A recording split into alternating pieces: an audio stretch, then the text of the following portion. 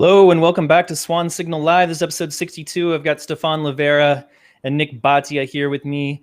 It's going to be a fun episode. Before we dive into it, I'm going to talk a little bit about Swan. As you all know, Swan is dedicated to Bitcoin education. We're here for the long haul, and we're educating people about why they should be here for the long haul as well. This is an asset that is monetizing currently. We're witnessing it happen right now, day by day.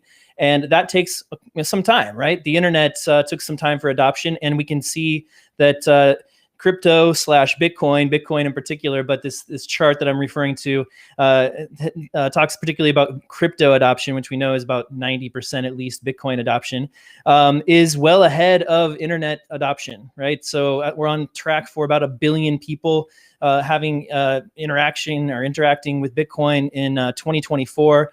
And then all the way out to 2030, about 4 billion people worldwide. It might progress even faster than that, since this is an exponential technology built upon another exponential technology, the internet itself.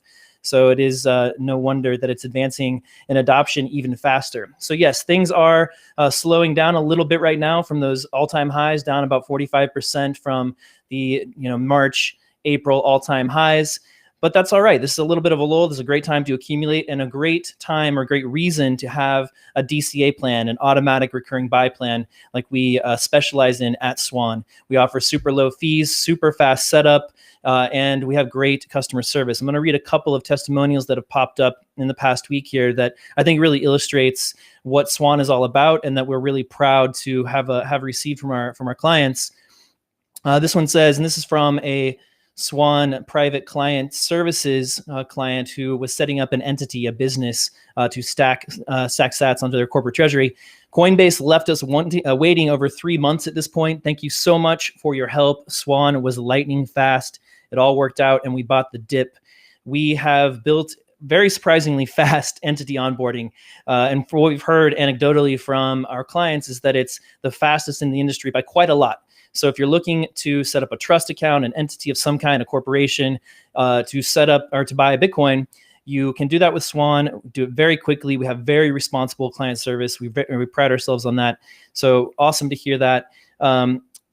Another customer says that they appreciate the simplicity and usability of what you guys have done on your platform. So this also applies to a personal account. And you can go actually, we've built, I think the fastest or one of the fastest onboarding experiences in the industry. You can go from zero to Bitcoin in less than 10 minutes on Swan. Most of our customers will be set up, submit their KYC documents and be auto approved within 10 minutes. So you can be buying Bitcoin on Swan within 10 minutes, setting up your DCA plan, connecting your bank account, all of that. It's really fast. It's an awesome user experience. That's all done right now at swanbitcoin.com. We are working on our app right now. We'll be launching on iOS and Android at the same time.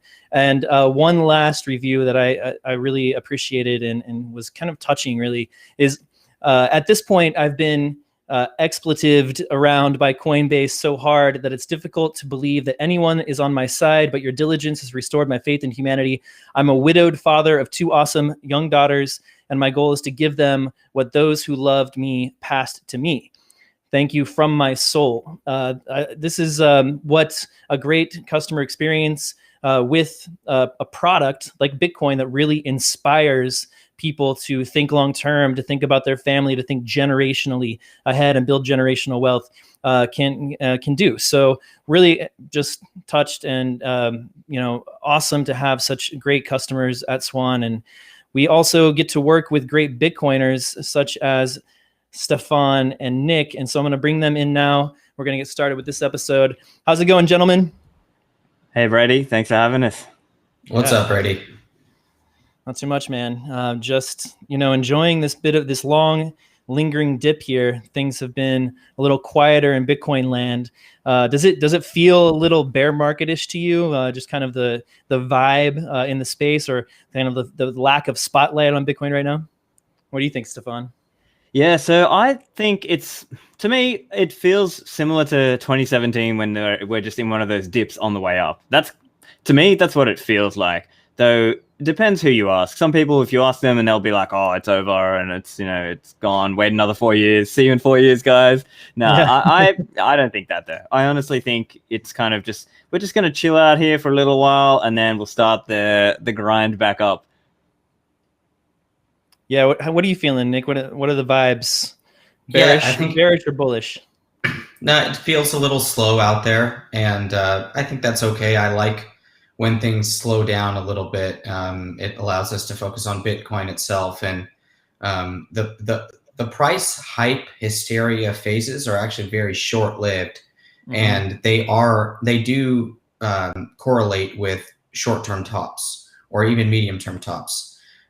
So we know there are no long-term tops in Bitcoin, so there's only short and the medium. And so it's, these, the hype cycles are very short-lived. And so when you're not in one, that's when the work gets done and the focus is there. So it does feel like we are in a slower phase. And so you never know, the price hype catches you by surprise, and it's crazy and all that. So I'm okay to wait for it. Yeah, and one other thing I want to add there is I did an episode recently with Friar Hass, or Hass McCook, talking about DCA, the importance of that. And it's so important because having it on and automated is so valuable during bear markets and during dips. These are the times if you have your DCA on and automated, you are killing it. You are accumulating so many more sats, because most of us, if you're just trying to manually time your buys, and take it from me, right? I've been around this space for over 8 years now. If you just had an automated DCA on, mate, you are just absolutely killing it. Yeah, and I started buying, in the 40s when it dipped down there, and added some more in the 30s. So it's kind of that we're in that price range where I feel that I feel it basing in terms of the behavior of the market, and I like to buy when it's when it's showing that kind of consolidation behavior. That always works out well for you. Buying the hysteria, is going to work less well than buying the consolidation. So that's, I think, where we are. Yeah, absolutely. And I mean, obviously, I agree with you, Stephan. I mean, it's about getting that cost basis down. And if you're buying constantly all the way up and all the way down, those accumulation phases are a lot longer than the massive rise peaks, which I think in 2017 was a few weeks really when it went from 10,000 to 20,000.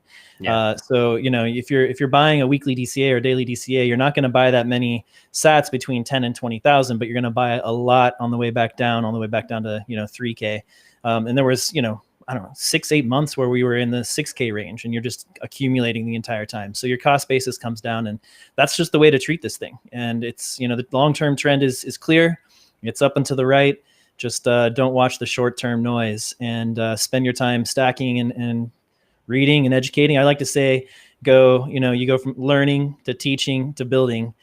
So we see that progression a lot with Bitcoiners. If you can get passionate about this thing, start a podcast like Stephan has, write a book like Nik has, start building companies, and Stephan's actually built his own company as well with Ministry of Nodes. So that's what the progression I love to see, and you just get that long-term thinking going.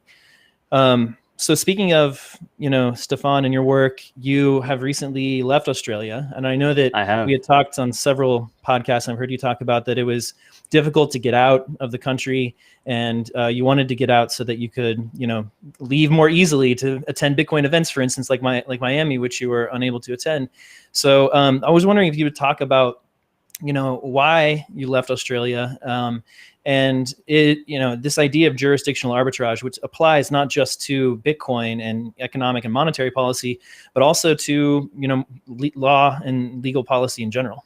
Yeah, it's definitely an important factor for all of us to think about. So, as you rightly said, I was quite frustrated at the Australian government for their overly restrictive and incredibly just out of proportion response to all the COVID stuff. And so I was unable to go to Miami, which was the biggest Bitcoin conference ever with 12,000 people. I was invited as a speaker. I had all these documents, and they still didn't let me out, basically. And so I was really frustrated by that. And eventually I just got to a point where I thought, you know what, it's time for me to leave. I'm just paying way too high taxes for me to not be able to actually do my own business. Now, I view this like it's a long-term arc of people who are pushing in that direction of freedom, right?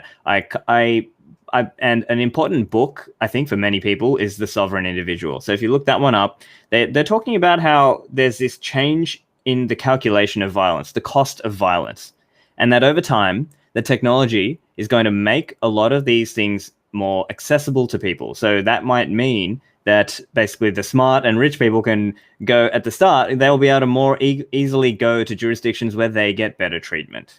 And so I think that's an important lesson in some ways, because you will start to treat them more like a service. And if they're giving you a bad deal, you go somewhere else and get a better deal somewhere else. Now, it's not feasible for everyone right now, but it's one of those things where people can start to take steps. And, you know, I'm not saying exactly where I am right now, but I am basically in a state where I'm in a place where I'm trying to, you know, get more freedom in that way by, say, getting better taxes or getting more freedom to actually be able to move. And you can sort of play that game a bit more when you are in, let's say, an area or a state where they need tourism, as an example, where they need to compete, basically, in terms of the tax rate that they charge people.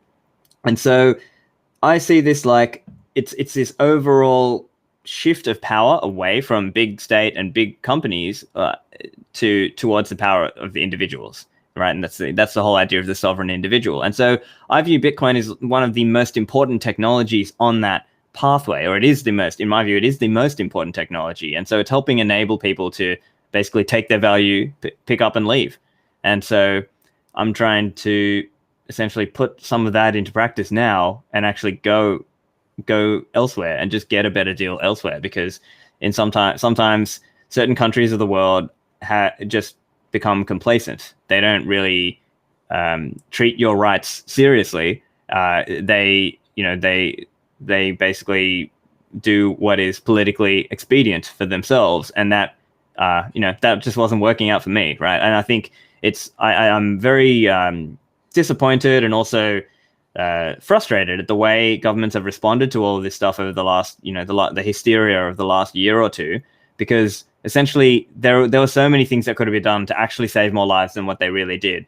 And they did what they did because it was politically expedient for them to do so. So people have unnecessarily died. People have unnecessarily had their freedoms destroyed.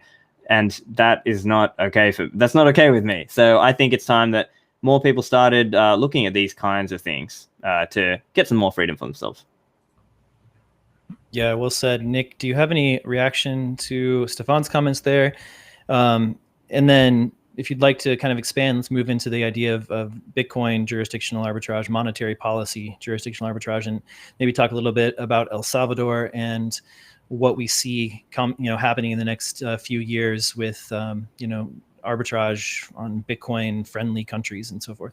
Yeah, well, congrats to Steph. I mean, it's a great move. It's a bold move, and it is fulfilling, I think, a lot of the ideals of Bitcoiners around the world that are, the Bitcoin is an empowering technology. It gives us freedom of currency denomination, and leaving your denomination, because now you're going to have a different base currency as far as your taxes, and so you're transitioning a denomination from one to the next, and you're giving up one jurisdiction for the other. Bitcoin is right at the center of that, and what Steph is doing is on par with what Bitcoin is trying to do for people's wealth and their monetary instruments and their savings tool and their property rights, because how your jurisdiction is going to treat your property applies directly to how they're going to treat your Bitcoin. So whichever state people move to, they are going to be looking at their Bitcoin policy, and by there I mean these countries. What is your policy? What is your tax policy toward Bitcoin? And if you are not bringing the heat in terms of freedom, you are going to get skipped over. And countries now, El Salvador is so important because it's a domino, and it's the first domino because other countries now have to respond to what El Salvador did. First, it will be Central and South American countries. Then it'll be the Caribbean. Then it'll be, all of North America and South America. Then it'll, jump across the ocean. And then you'll have a separate movement start in Africa, a separate one start in Asia. Then the dominoes will fall over there. And when each domino falls, it's a country that says, we are Bitcoin friendly. And everyone that doesn't say that is going to lose business. Net, they're going to lose. And so Bitcoin is going to be this, it's an arbitrage mechanism for public policy. And I'm excited to see what happens, which countries are going to be the most friendly toward Bitcoin, and recognize that it is simply the purest monetary asset that we've ever had as a species, and it's digital, so you can't, it's decentralized, so you can't actually stop it. It's internet based, so like Brady said at the beginning, it's one exponential technology compounding on top of another. And if you show that you're anti-Bitcoin now, you're going to get wrecked in more ways than one, in terms of the nation state. Yeah, Stephan, did Bitcoin tax policy factor into your move? Yeah, so it's one of those things where, based on how you structure things, obviously, for most people, you have to look at what your tax laws are in your country. A lot of countries will have a thing where it's like an exit tax. Now, in Australia, the rule is more like you can either pay the exit tax upfront when you at the point you leave, or there's a deferred disposal kind of idea. So essentially, I can partition my coins and say, oh, those old coins are under the CGT, Australian CGT regime, and so I just don't spend those. And any new coins, if in the new jurisdiction I'm in doesn't have capital gains tax, as an example, then new coins I buy or I earn are capital gains free. So you can sort of see where my head's at there, right? So that's one idea. But obviously it varies depending on which state you're in, what country you go to, that in terms of income taxes, capital gains taxes, all those kinds of things. But states, like Nick was saying, all these states will have to compete on that. And so I'll give the listeners one example here as well, where if you look, there are different countries around the world now who are trying to go, hey, you know what? We see there's actually a lot of these entrepreneur, digital nomad, geo arbitrage, remote worker people. Why don't we set up a digital nomad visa? And so Dubai has a program called the Virtual Working Program. I think there are other places around there that are offering that are trying to now target this as an actual visa type. And so even I know Indonesia are looking at this. I've heard of Thailand has this thing called the Thai Elite Visa Program. I know somewhere like Georgia is sort of relatively easy to get residency. I know people can do these kinds of things in, say, Mexico. Like there's also a big scene in, say, Chiang Mai in Thailand. So there are lots of areas around the world where they're trying to compete for digital nomad visas. And it's a similar kind of idea, right? They want to bring Bitcoin entrepreneurs there, or they want to bring entrepreneurs there, and it just happens to work well hand in hand with Bitcoin. Even if they're not even about Bitcoin, the incentive is there for them. And then now, obviously, let's bring in the El Salvador part, where El Salvador have said, if you invest 3 Bitcoin, you get a residency. And so the president of El Salvador, President Bukele, has said it's not even that you have to spend 3 Bitcoin to the government as a donation. It's that you could buy a property and own that property, and there's no property tax in El Salvador. So these are some of the things that are becoming possible now with Bitcoin. It's a competitive pressure that's being applied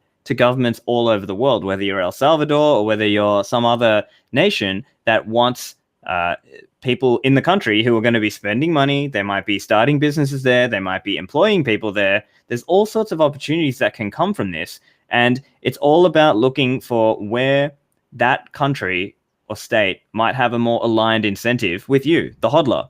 Because if they see that, hey, you know what, it's in our interest to attract this kind of Bitcoin entrepreneur or these digital nomads or even remote workers, right? So even in Bitcoin, there are a lot of Bitcoin companies who are now going remote only or remote first, where historically that was not the thing. I mean, now I think, in fairness, Bitcoin companies have been leading on this. And then obviously with all of the hysteria over the last year or two, it's become more of a normal mainstream thing. So what happens? Well, it's pushing on this trend because it's the same competitive pressure where if you are a company and you can hire the best person globally, well, now that person can go set up in whichever jurisdiction they like and suits them from a tax and a lifestyle and a family and all these other perspectives. And you know what? Maybe it's not necessarily that one place is the best be all end all. It's more like you choose. And that's the power of Bitcoin, and that's the power of this movement around the freedom that we're trying to get for people. And what people like us are doing is we're just sort of talking about it and helping educate and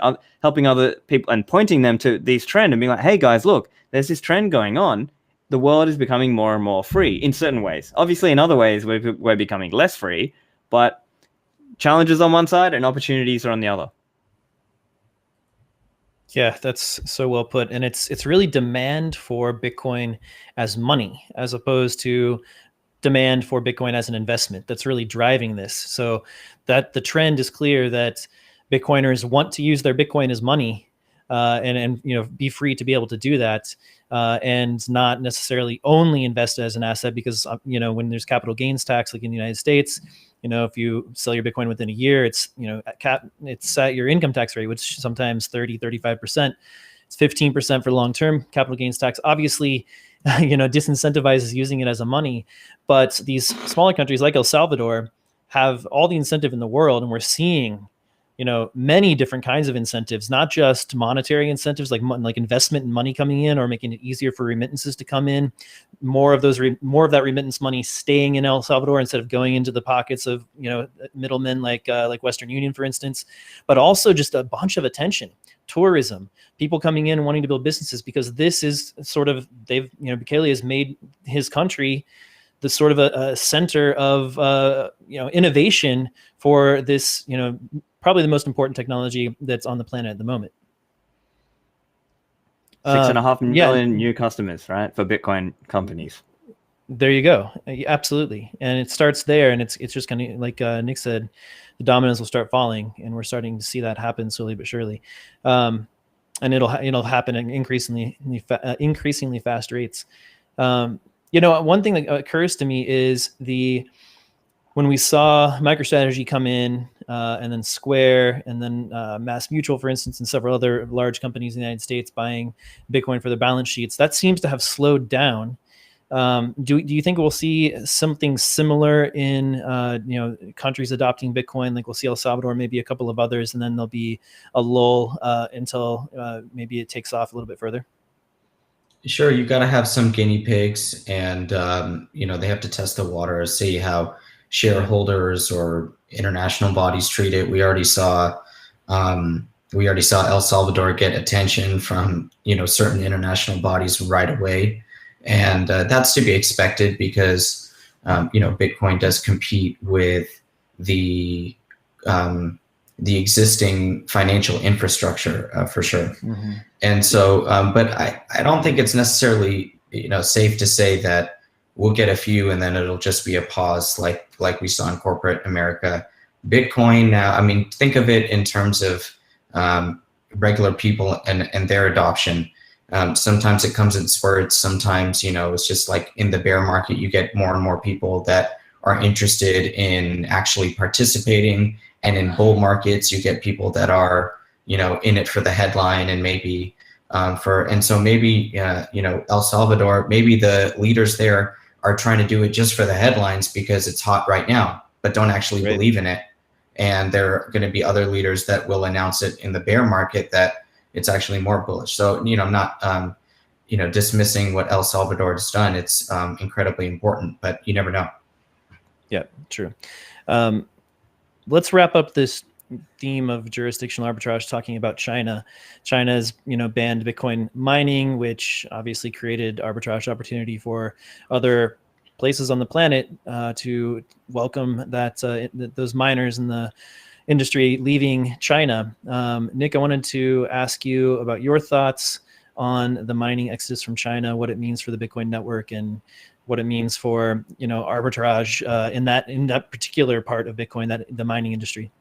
Yeah, so I mean, we saw the hash rate drop dramatically, and so we know that miners turned off their machines in China, and that's a good thing for Bitcoin because that was one hole that a lot of people poked in the thesis to own Bitcoin, is that a lot of the mining is centralized in China, and that makes it vulnerable to an attack. So we've gotten rid of that. That's definitely a good thing. And in terms of for Bitcoin and even for China with Bitcoin, I think it's way too simplistic to say that any country is either pro Bitcoin or anti Bitcoin. And so right now we have a huge anti Bitcoin wave coming out of China because of the mining ban and because of regulation. But it is my suspicion still that China wants to be incredibly long Bitcoin because of its geopolitical importance and its growth potential. And I feel that that's the case probably within the Chinese people and within the Chinese Communist Party. And so I have a translation deal with an economic think tank in China, which is government affiliated. And so, of course, I reached out and I said, what's up with the book? Is there any problem with the book now that we have all this news? And they said no. We're waiting on our. By the way, the original person that they wanted to write a foreword for the book didn't agree with my freedom of currency denomination conclusion. And big surprise, it's China. So they tried to get it there, getting somebody else to write a foreword to agree with the stance that I brought forward, which is that Bitcoin gives some sort of freedom of currency denomination. And it's still a green light to be published in China. They sent me an updated cover. They did a poll of 50,000 people to show them 3 different covers. And they chose one based on that poll. So my point here is that nothing is black and white. You can have a huge anti-Bitcoin regulation from a country, meanwhile, a pro-Bitcoin movement within that country, and that can go for any country. And so I'm excited to see what every country out there is going to do, and China is probably the most interesting because they are a totalitarian state. They have an incredibly poor record on human rights, and they are also making themselves a global superpower all at the same time. And so, I want to see every country be pro Bitcoin, and I want to see what China does on the pro Bitcoin side as well. Stephan, what's your take on the Chinese mining exodus? Yeah, so it's one of those things where it's hard to really sort fact from fiction here. Like, there's so many different stories. One story is, they're cracking down on corruption. One story is like, they are trying to enforce rules that really have been in place. It's just that every time they tried to smack it down a bit, it was a bit like it just kept the ecosystem in China just kept growing it up. And now finally they're actually trying to get those miners out of there. There's also a story that, they're trying to maybe clear the way for their own surveillance coin, aka CBDC, central bank digital currency. So there's all these different explanations of it. And it could also just be that, there are different departments and they will sometimes clash. I mean, even in the Western world, government departments will clash with each other, and there will be people inside those departments who have different views. I mean, even in the US, there's people like Hester Peirce of the SEC who's very pro ETF, and then others who are like, no ETF. So, the world is just not black and white. So I definitely agree with Nick there that it's kind of a very nuanced thing. I think maybe if I had to seize on one story that I think is probably very likely for China, is that they have currency controls on, 50,000 RMB that you can get out of the country, or yuan. And so it could be that they're trying to stop the capital and currency flight. And they know that by clamping down on Bitcoin and stablecoin, OTC desks, brokers, those kinds of things, that they are trying to sort of clamp down a little bit harder, right? To go back to that story of what I was saying, is to clear the way for their own CBDC so that they can control everyone using WeChat and WePay and whatever the the government sanctioned money, digital money will be.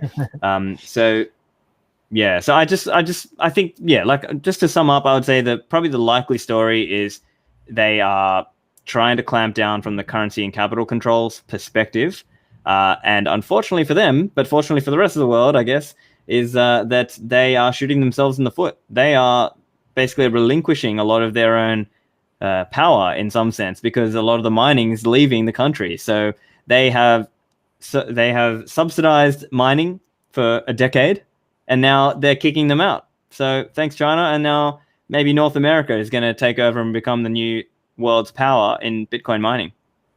And I would also say that Nick Carter's article about the nuance there with how mining is leaving the old grid and how it's competing with the new high-speed grid, and other industries need that power. I think that's an important factor there. And let's not get lulled to sleep that China will be gone from Bitcoin mining forever. What if their machines were getting old?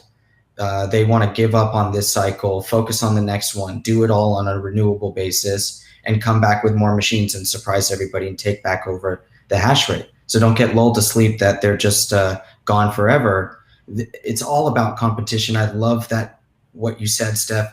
Bitcoin is a competitive pressure. It's a competitive pressure on everything. And if China has decided to kick miners out for good, they have made a grave mistake.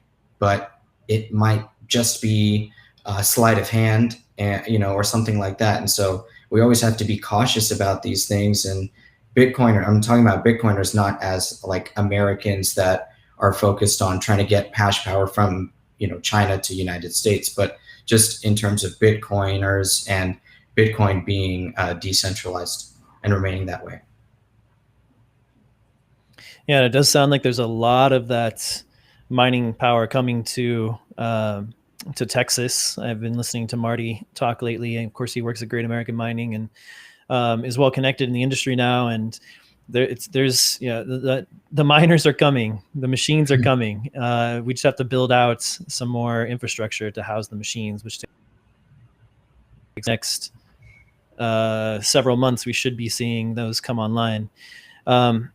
So I wanted to quickly ask you, Nick, about your book. Here it is, Layered Money, which is a fantastic read. And I have to congratulate you on it because it is right to the top of the list in terms, I'd say, one of the 5 most important books in Bitcoin, especially for someone who is relatively new to the space.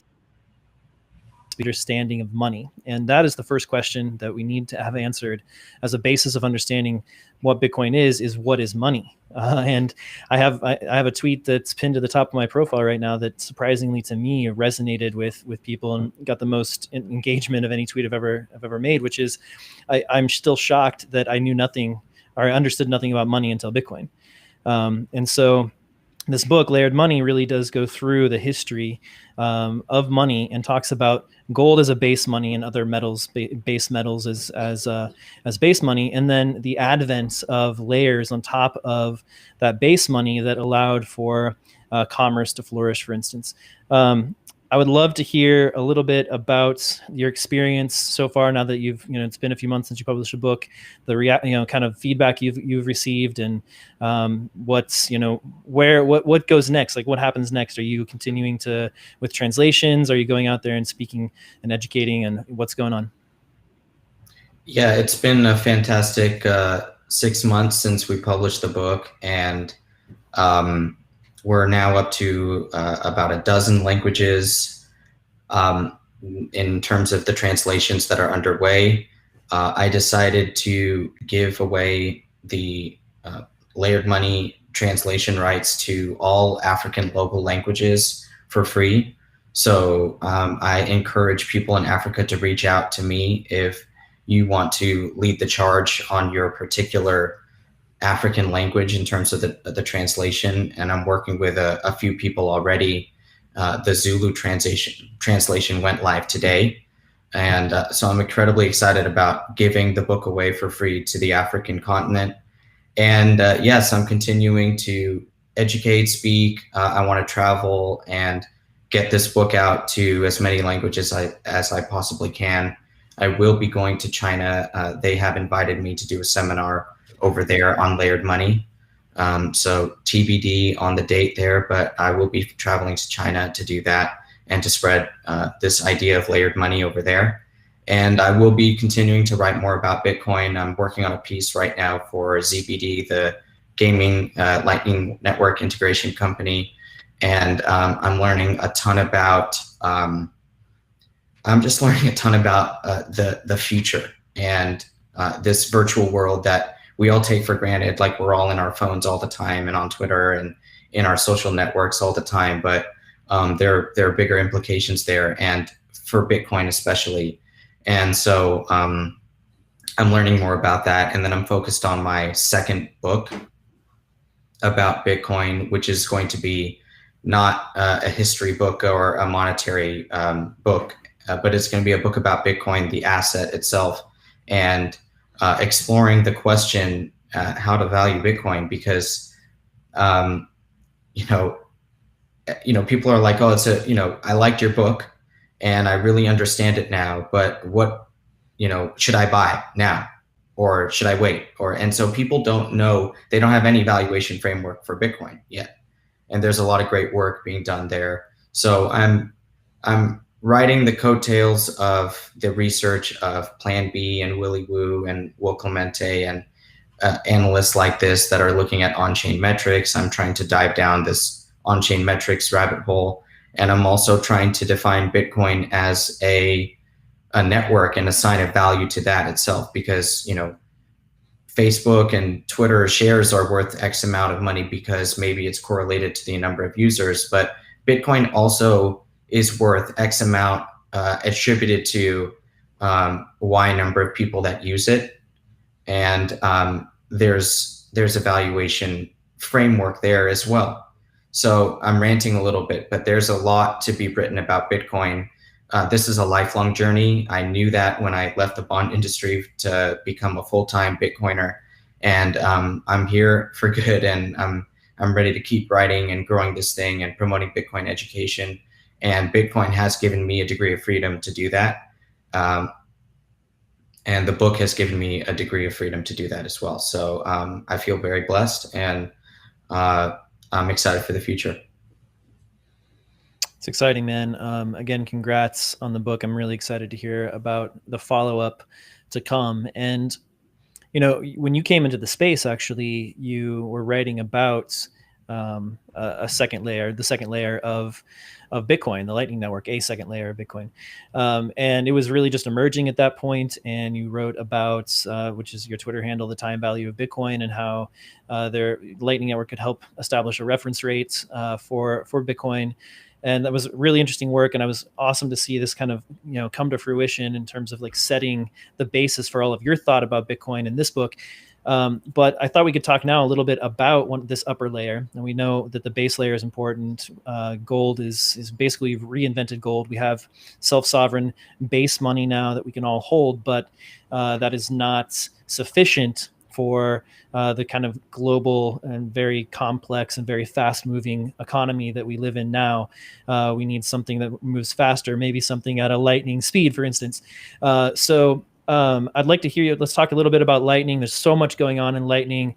Stephan, you recently, I think your most recent episode actually was with Lalu, or also known as Roast Beef, who is lead developer of LND, one of the main implementations of the Lightning protocol. So I'd love to hear some highlights from that episode and kind of kick off this conversation about Lightning. Yeah, sure. So Lalu, aka Roast Beef, he's the CTO of Lightning Labs. And so for listeners, if you're new, Lightning Network has multiple clients, if you will. There are different implementations. And so Lightning Labs is one of the main ones. So their one is called LND. It stands for Lightning Network Daemon. And now it's one of the very common ones used around the Lightning Network. So there are, I think last I checked, it was something like 15,000 nodes, or maybe getting up to 20,000 Lightning nodes out there in the wild. And this doesn't even count a lot of the mobile wallets that might also be a Lightning node.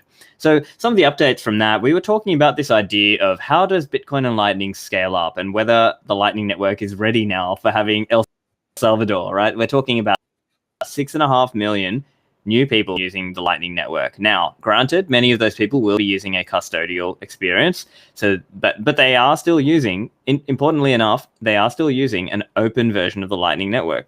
So the Chivo wallet, the government wallet, even if they start with the government wallet, they are still compatible and they still scan the same QR codes that you and I would scan on any of our other Lightning Network wallets. So there were some of the updates from that, and there were updates around and just discussion around what's happening with LND. So one of those things was things like, some of them will in nature, so things like support for pruned nodes, which is maybe a bit more of a technical thing, but essentially allowing nodes to operate in a more first-class supported way where they don't have to store all the blocks. And so what that's doing is it's actually making it more accessible to more and more people, because now you don't have to store the entire blockchain. You might prune it and only keep the recent 6 or 7 gigabytes as opposed to 400 gigabytes or 500 gigabytes of storage that would be needed. And so that is making it more accessible for people all over the world. We were also talking about some of the updates in terms of mobile Lightning wallets and where the experience is with that. So for listeners out there, if you haven't tried the Lightning Network, I encourage you, give it a try.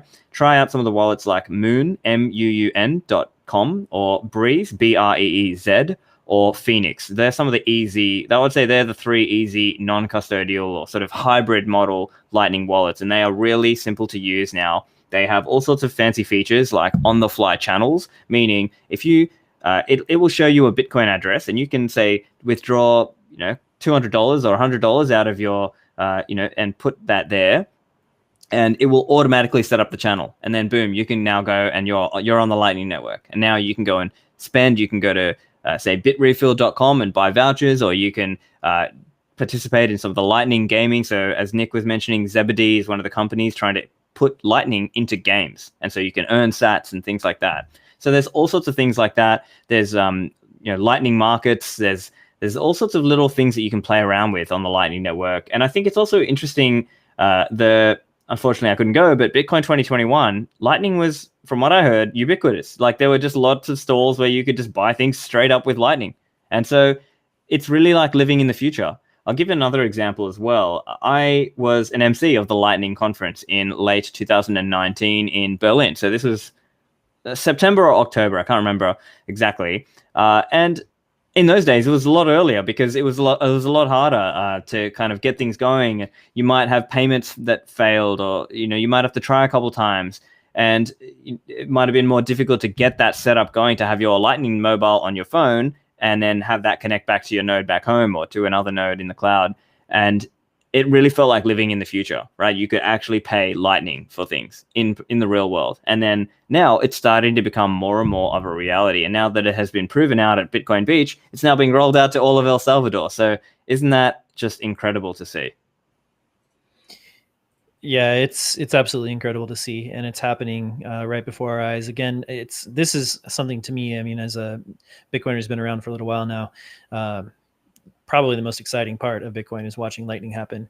And you're right, at the conference, it was everywhere. People were sending sats back and forth. You could buy pretty much anything at the conference with sats, and it's incredibly easy. There's so many solutions out there now that make it dead simple, really, to use Lightning. And that's where we needed to be. We're getting there. Nick, like I was alluding to earlier, you in your book talk about layers that were built on top of gold. And I was wondering if you could give us a bit of an analogy between gold and subsequent layers. What were those layers as they might compare to Lightning, Bitcoin, and Lightning?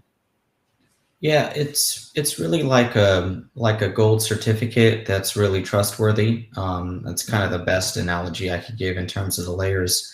But I can just give you the anecdotal evidence, which is that, shameless plug, I sell signed copies or unsigned copies of my book directly to the public if they ping me on Twitter or my website, layeredmoney.com. And every single person that has purchased my book from me directly in Bitcoin, because I offer that, pays me in Lightning, and it's never failed. So this is now 6 months of me selling, a few dozen books to different people around the world, And it's not the thousands of books that I'm able to sell on Amazon really easily using the dollar system. But yeah, several dozen books have gone around the world, and the people that have paid me in Bitcoin, everybody has paid me in Lightning, and it's worked every time.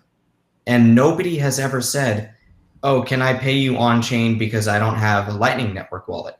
So I know that these are Bitcoiners, but it is ubiquitous already. And so for me, it makes me think that nobody will ever be using Bitcoin without Lightning in a commerce setting. It doesn't make any sense to do that. And, unless you're talking about a certain large amount where you need the security or it's beyond the capacity of the nodes that are out there or Lightning Network itself. And I think that's the only limit to what people will use Lightning for. It's just going to be the amount that's in there. So, if you want to send thousands of Bitcoin to somebody, you're not going to use Lightning Network today. You probably won't use Lightning Network in a few years. But I do think that like most BTC-based commerce will be done on Lightning, because it doesn't make sense to use the base chain for any of that stuff when you really think about an economy and a Bitcoin economy. And so Lightning Network is really so important. It's beyond it's beyond anything that I think the public knows about or is aware of, in terms of how Bitcoin is growing in a layered manner. So what was the importance of like gold certificates to the economies of, Europe where they emerged? How did it change commerce in Europe, for instance, with the advent of these certificates that were able to be traded more easily than the gold itself? Well, it comes down to, not having to carry the gold in your pocket, but gold certificates don't create credit, or they don't create money out of thin air.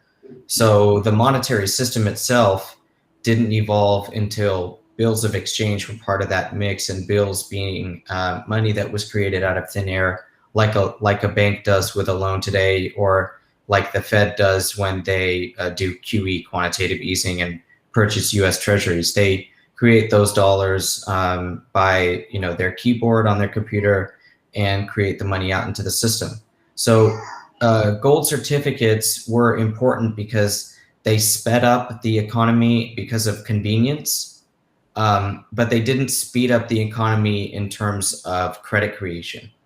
And so Lightning Network doesn't offer that credit creation, but it does make us not have to carry around our hardware wallets everywhere, or use the onerous blockchain, which we rely on for security, but we would rather not have the burden of for doing commerce.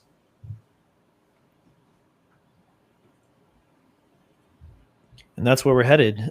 Stephan, I wanted to ask you about the future of the Lightning Network. And if we think about it, I hear it often analogized to TCP/IP, which is the protocol that the web is built on. And there's, I think there's like Jacques Mazuko has popularized the LNP-BP, Lightning Network Protocol / Bitcoin Protocol, as an analogy to TCP/IP. And as we know, like TCP/IP hasn't changed for decades very much at all. It's been ossified for a long time because we're building layers on top of it, including HTTP, as most people will know, that goes at the beginning of a web URL, and then all other layers of protocols on top of TCP/IP. So do you see Lightning Network as one of these kind of base layers? What's going to be built on top of it? What are we seeing that's already kind of emerging as a third layer on top of Lightning right now?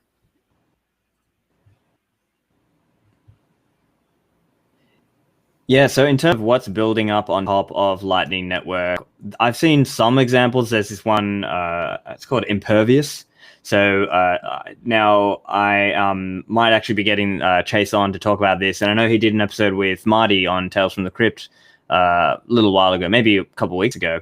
And essentially it was using the Lightning Network to pass across messages that would, and then set up some other kind of communications channel. So that's an interesting use of the Lightning Network to then create something that's going up and above that.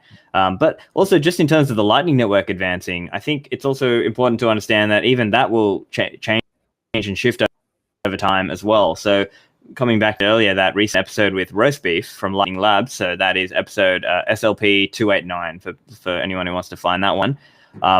So we were talking about this idea of multi-party channels. So that's this idea where people, instead of having a 2 of 2 channel, let's say I set up a channel with Nick, instead we could have like 3 of us in a channel, or 10 of us in a channel, or 100 of us in a channel. And so then that is how it can really scale like dramatically more than the Lightning Network already does scale today. Because an interesting factoid, if you will, is that even if everybody today on the earth wanted to have a UTXO, an unspent transaction output, that would not be possible. And so Lightning requires that you be able to open and close and do the channels and all that aspects of it, all those aspects of it. So in that episode, we were talking about some of the more advanced constructions that might be possible in the future, technically, once we get any prev out, once we get L2, once we potentially move into a multi-party context, the Lightning Network can really already advance in so many ways. And so I think the other important part is that it's just all open source. And so people are just going to find what works and then just build up on top of that. And so there's no top-down king or CEO who's mandating this is the direction we must go, this is the roadmap, this is the particular technology. And this came up as well. So Laulu, Roast Beef, was also saying, he didn't think of it like there's a specific kind of, it's any prev out, next upgrade, and then this other upgrade, and it's got to be in this order. No, it's more like when the new technology comes, we're getting Taproot soon. When the new technology comes, we'll see what we can do with it, and then people will play around with it. And because that's the beauty of this whole Bitcoin as a FOSS. So for people that don't know, FOSS, free open source software. And so the idea means that people can just take ideas, remix them, contribute back, and just all build up on top of each other. They can build up businesses on top of this. They can try building other software that interacts with the software. And so then these are all ways that the network can grow and develop over time. And it's like this really, it might look sort of messy, but if you sort of zoom out, it's like, wow, there's like all this development going on, and this protocol is morphing and changing over time as well. Yeah, I often like to tell the story about TCP/IP and its emergence. There was a competitor. There were several competitors, but there was one in particular that was, basically assumed would become the protocol basis for the internet. It's called OSI. It was a conglomeration of universities and corporations, and they worked on this spec for a long time, and they perfected it, and they tested it, and then they released it like, all right, here, we're finished with the internet. Here you go.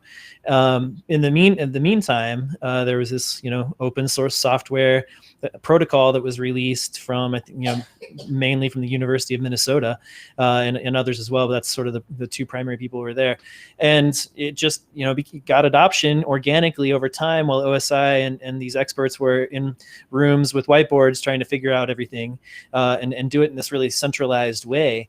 And it lost because this organic, sort of maybe messy looking development of this competing protocol won. And that's what we're seeing, I think, with Bitcoin and with Lightning Network, and competing against other protocols for money that are based on Bitcoin's open source code. Ultimately, are much more centralized. I mean, there's a lot of them are just companies, that have put out money, or they're centralized in other ways. So history shows that these sort of messy, organic, open source systems tend to win for those reasons. So it is definitely interesting. Yeah, Nick, did you have any final comments about Bitcoin? Or I'm sorry, about Lightning before we move on? Then I wanted to talk about Bitcoin culture. Yeah, it reminds me of why I went long in the first place, which was right around the time when the SegWit battle was going on.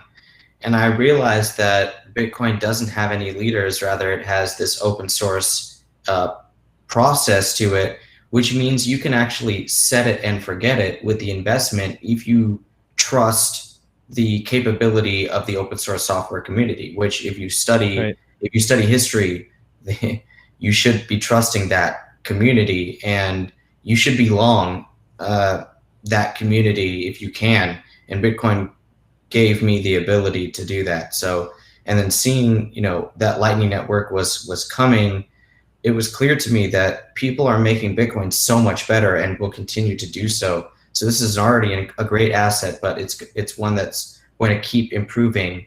And now look, we have Taproot that's coming, and only the Lord knows what kind of benefits we'll get from that. So I'm excited for the future.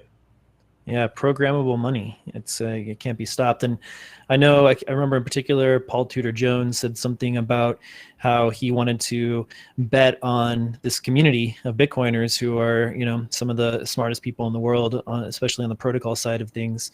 And he said it's kind of like investing in or betting on Steve Jobs, for instance, because these are the brightest people in the world who are excited about and able to work on this particular problem, and that the community, the power of the community, and just the quality of the minds that are working on the protocol has been cited many times by big investors as a reason to have some confidence in the asset. Yeah, and even if Lalu takes up sailing full time and we lose him to another hobby, I hope it doesn't happen. But we'll have somebody else and other people that are, able to step in and take it forward. Absolutely, yeah. It's inspiring people. It's a hard problem to work on. It's obviously and a very important problem to work on, with a potential to change much of the world for the better. So I can definitely see why it inspires some of the best minds in the world to work on it. I wanted to talk a little bit about this idea of Bitcoin culture, and we've discussed in the past on all of our shows and appearances, etc., in writing about that Bitcoin sort of has this sort of secular religious fervor about it, in a sense, or this sort of devotion, and we've been hinting at it here as well. And so I kind of, to get away a little bit from the religious connotation from it, have been calling it Bitcoin culture, and that there's this sort of body, this community that you might say, but at least this group or organization are loosely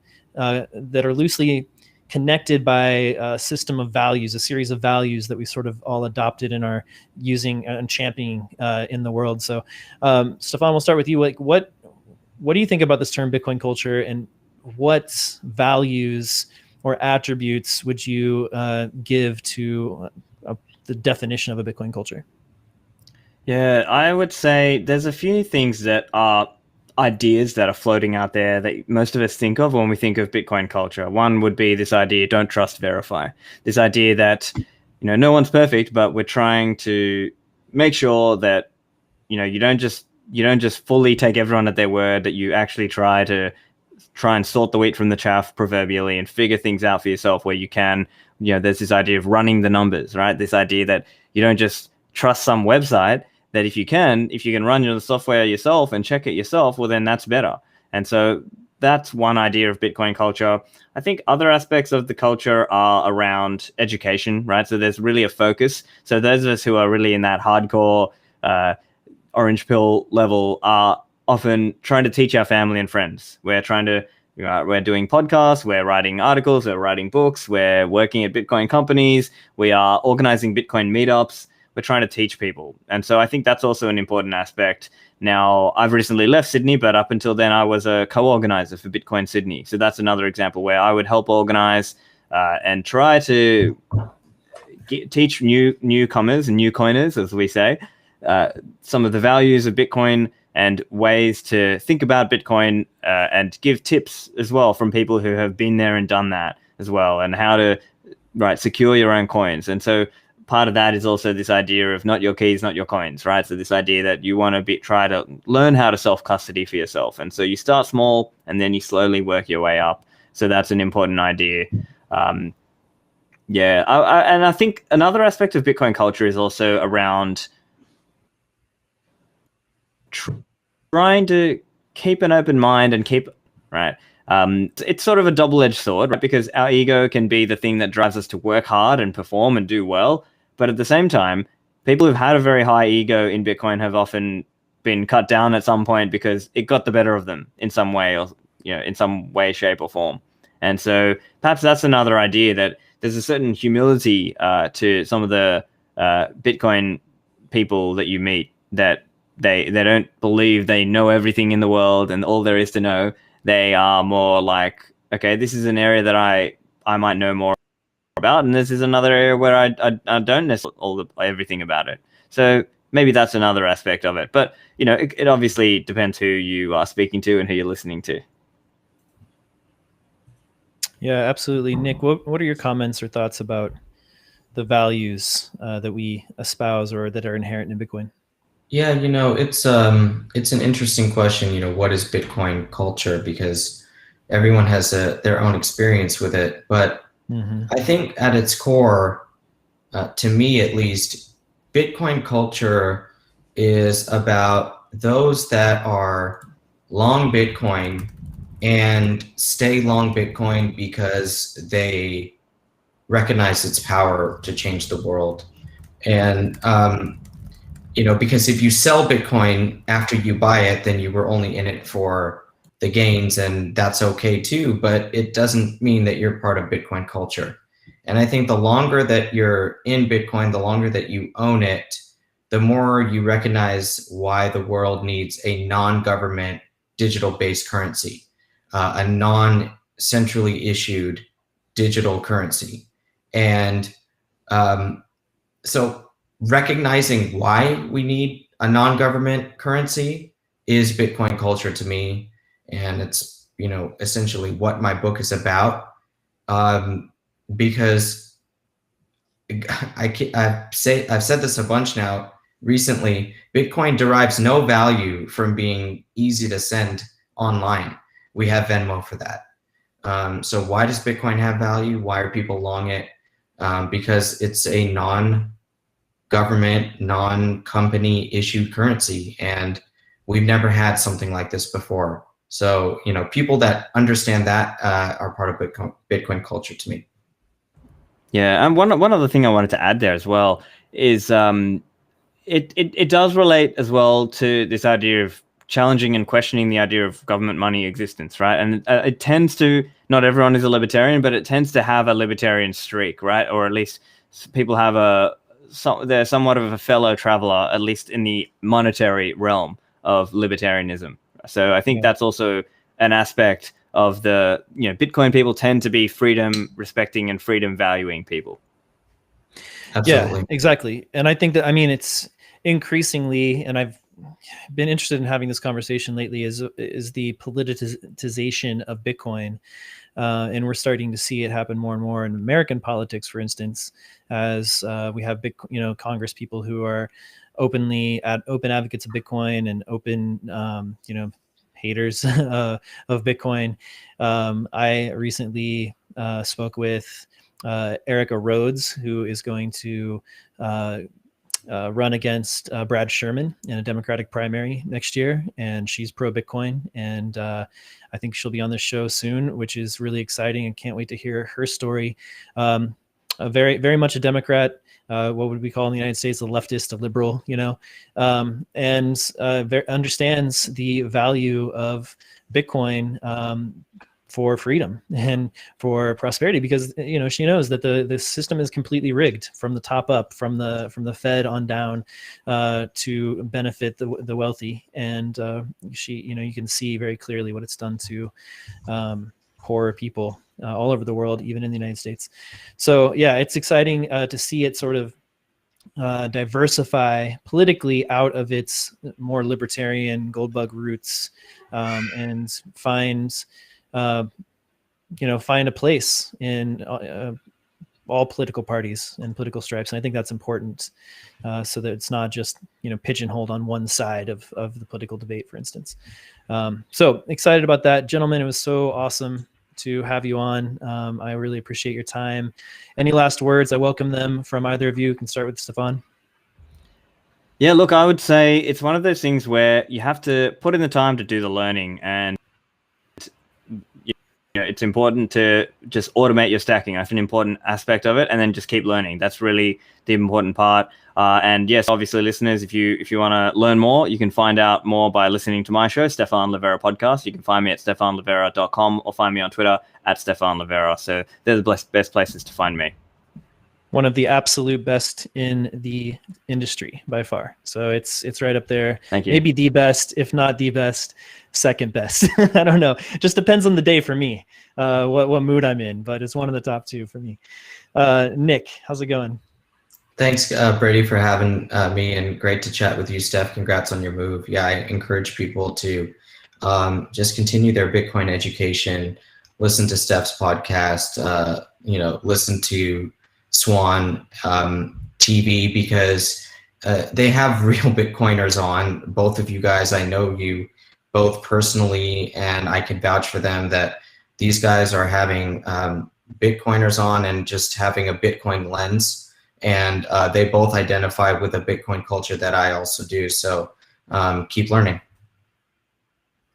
Keep learning. All right. Thanks, gents. Appreciate your time. And that will wrap it up for this episode of Swan Signal Live. You can find the podcast, the audio podcast version, at swansignalpodcast.com if you're an audio type. And Breeze Wallet was mentioned by Stephan in this episode. And Breeze has a really cool feature that allows you to listen to podcasts and stream sats over the Lightning Network. So for every minute that you listen to a podcast, you can donate or give 10 sats, 25 sats to that podcaster to support their work.